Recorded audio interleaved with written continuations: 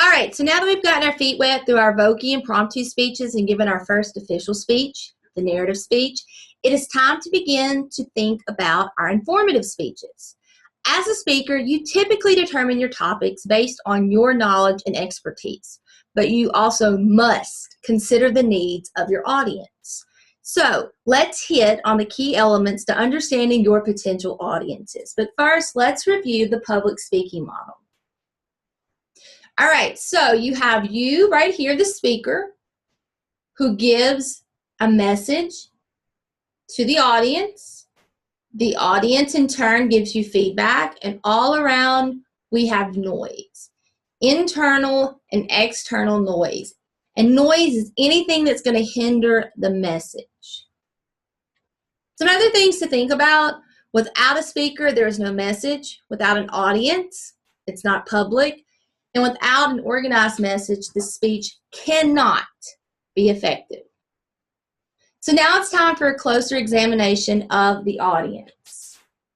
The audience is a complex and varied group of people whom the speaker addresses. And many times, groups of people share common experiences and attitudes because they occupy certain master statuses. And a master status is simply a significant position a person occupies within society that affects that person's identity in almost all social situations. And these master statuses can be things like age, gender, sexual orientation, economic standing, and educational levels. The impact of unequal treatment because of master statuses can affect an individual's standpoint. And a standpoint is the perspective from which a person views and evaluates society. And in turn, what happens, our standpoints influence our attitudes, which are our positive or negative feelings about something, our beliefs, our ideas of what is real or true or not, and our values, our idea of what is good, worthy, and important. And attitudes, beliefs, and values are influenced by our own cultural background. So as speakers, we have to make it a point to recognize different worldviews and guard against ethnocentrism.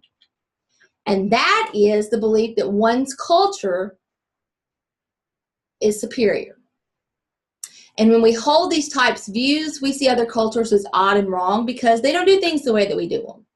And if these views happen to come into your speeches, you run the risk of alienating your audience members who don't hold these same views. So what you need to do, you need to get to know your audience. And a great way to do this is through a demographic audience analysis. And this is more or less a survey that identifies particular population traits of the audience. And you're going to see questions about age, a lot of times country of origin, your ethnicity or race, your physical ability or disability, family status, religion, sex, but it can go deeper and ask questions about particular likes, dislikes, interests, because you know what you're trying to do is learn about your audience so that you can gear your speech topics toward your audience.